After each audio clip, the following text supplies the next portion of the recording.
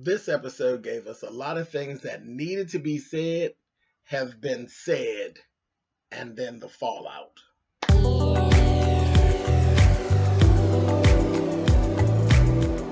I'm like, come on through, Cookie. I'm going up on my soapbox. That's basically it. Let's talk about drag in all its forms.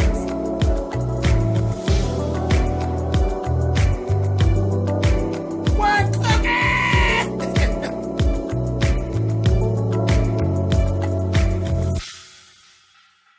Hey guys, thanks so much for clicking on the video. This is my review for Queen Sugar. This is season 3, episode 5. Well, like I said, there's a lot of things in this episode that needed to be said, and they finally got said, and it's really pertaining to Micah, Charlie, and Blue. Yeah, it's rough, but we're going to cover it all, so just roll with me. This will be a short review. It's not a whole lot to say, but again, like I said, it was a lot of things that needed to be said. Anyway, first things first. We got Ralph Angel actually did go to dinner with over at his boss's house from down at the Asian family from down to his little shrimp gig, and they have a huge Asian family. We learned that they have a lot of background, and it's one of those cultural things. Like, I think Ralph Angel found, wow, your culture's not that much different than ours. There's a struggle, and I think that's every culture for the most part. There's a struggle.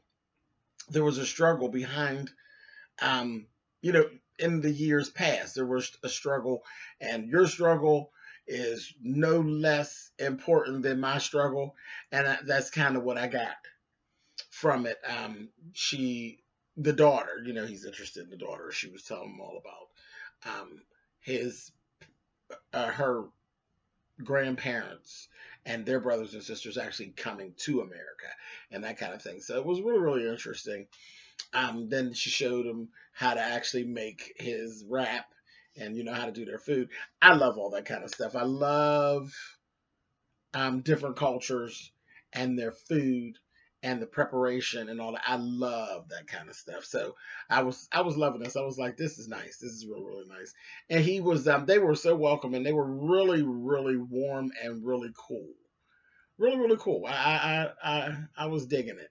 And then later on in the episode, we see where Ralph Angel actually asks her out on a date, an actual date, and she turned him down. And he kind of like it broke his spirit, but because she said, well, I'm busy, I got to do this, that, thing, and the other. And it was kind of like she was brushing him off. And then he was like walking away all defeated. And then she's like, well, hello, Ralph Angel. There's 6 other days in the week, dude. And he came back and he said, well, she's like, I'm off on Monday. And he's like, okay, well, Monday it is. I was like, good. I don't know why, but I like this. I like this little thing here. Aunt Vi, she's burning the candle at both ends. And she is wearing Hollywood thin. Wearing it thin. Fucking up the food, child. She's messing up the food. Then she's having these dizzy spells. And that was, later on, she actually tells them, they're calibrating her medications and all of this kind of thing. And she's having to take record of her side effects and different things like that. So that kind of clears some of it up. But Blue was the one that spilled the beans and told her, child, Hollywood that took us out for burgers because you fucking up the food. And now, where you fucking the food at? So that was pretty funny. I was like, oh, big mouth ass Blue. So that was cute. Nova and Remy.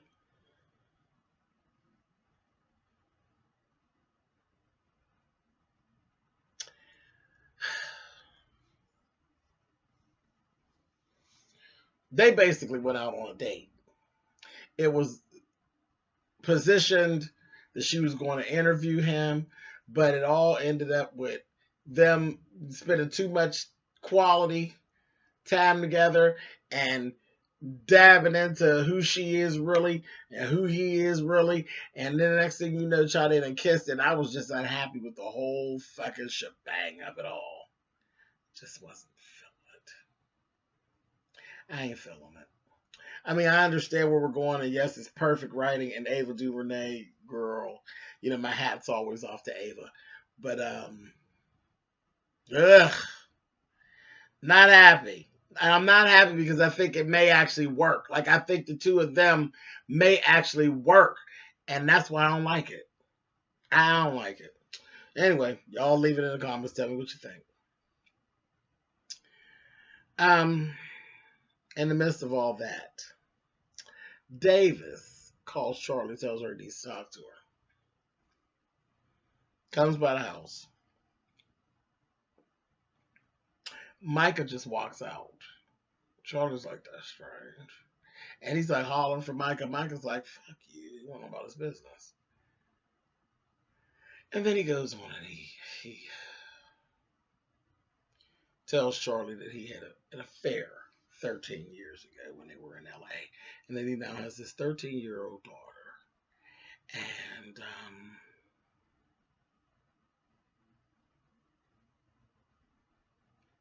Charlie's pissed. Absolutely pissed.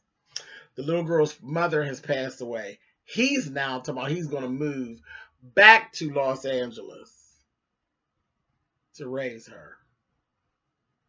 Well, that's really noble of you. But did you realize that you moved down here to finish raising my son? And now, oh, the hell with us. Now you're going to move back to LA for this baby that I didn't even know you had? Really? How does that work, Davis?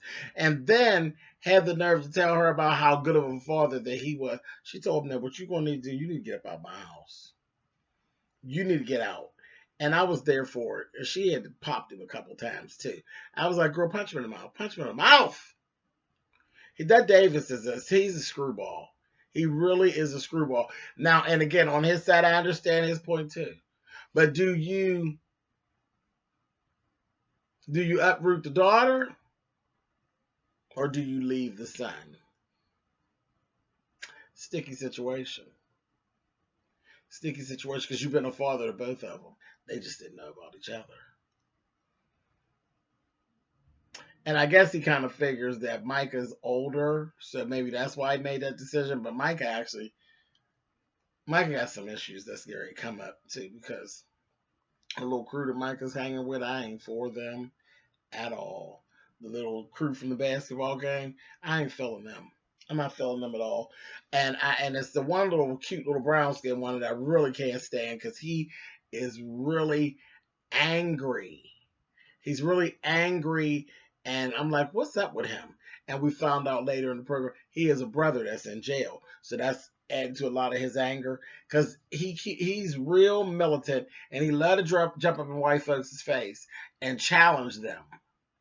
And I'm like, he gonna get himself fucked up, you know. But once we figured out his brother's in jail and all this, he's in the system and all, there's some of that where that issue is. They were on this plantation taking a tour, and he just, I mean, it's just everywhere he goes, he wants to start trouble. And they're kind of with it, but they see that he's the loose cannon. Mike is hanging with them, and you know it's always the innocent one that gets balled up, right? Something's going to happen to Micah, and I'm not feeling it. And Davis is leaving, and I see Micah going down a bad road, but whatever. We're going to see what happens. So that's that. Charlie is having an issue because at this point she's sitting there and she's going through it. And there was a point she couldn't get anybody on the phone. None of her family members she could get on the phone. She called Raw first, naturally. She called Aunt Vi, couldn't get Aunt Vi. And she even went as far as to call Nova. And she couldn't get Nova. You can't get Nova because Nova over there sucking face with goddamn Remy. I said, this is too much. It's too much. She ends up going out with Jacob Bordelon. Not Bordelon, Lord, that's her last name. Jacob Boudreaux. And then she ends up crossing the line and she had kissed the man in the mouth. I said, oh, God. Then got drunked up. They got totally drunked up. Then kissed the man in the mouth. I said, oh, shit, here we go. Here we go. Last thing. Well, two things. Raw and the employee the employee who he took on. That's the next convict. He comes home the one night and the guy's sitting on his porch. He's like, "What's up?" The living arrangement he has not working out at all. He's definitely afraid that he's going to end up being yanked back in. Raw told him, "You got one night to stay here. You need to find a place. I ain't renting no motel." Then at breakfast that next morning, they were having breakfast, and he started talking to Ralph Angel, and he was talking about the difficulty he's having getting acclimated into society, um, and sometimes it just feels like he doesn't belong anymore, and that kind of thing. So I'm like, wow, this is sad. A little bit after that, Ralph Angel kind of broke his barrier down and told him, "Listen, let me tell you something." He says, "Did you find a place?" He says, "Yeah, I found this place, over here." This place. He's like, "That ain't no good place." He's like, "That you going right back to jail, fucking around over there." It's like, if I mind my business, he's like, "Yeah, you mind your business, but then that other shit's gonna find its way into your business. I'm gonna tell you what you're gonna do. You got to follow my rules, but you can stay with me till you find you a decent living arrangement." I was like, "All right, Ralph Angel, you turning into your dad, turning into your dad," which is cool. Last thing, Darla and Ralph Angel sit down and they finally tell Blue that they are not getting married because he was walking around still thinking, you know, everything's everything. And he did not take it well. He did not, he's a brat. He's young. It is what it is. He didn't take it well. So that's the new thing. Everything in this episode, things that needed to be said have been said. They were uncomfortable things, but it had to happen. And now Ava DuVernay, come on, baby, and do your thing. I'm definitely on board. Like I said, this wasn't going to be a long review because it just was like a lot of opening envelopes is what actually went on. But it was good. It was scripted well, and it was definitely acted out well, as always. So I just don't have a whole lot to say about it. This episode was really the setup, because I'm not going to say it was a filler because it wasn't. It was the setup for our story to expand and move on, is what it was. So that's why I don't have a whole lot to say. You guys tell me what you thought. But yeah, I was good with it. I was good with it. Just don't have a lot to say. All right, you guys. I'll catch y'all next week. Later.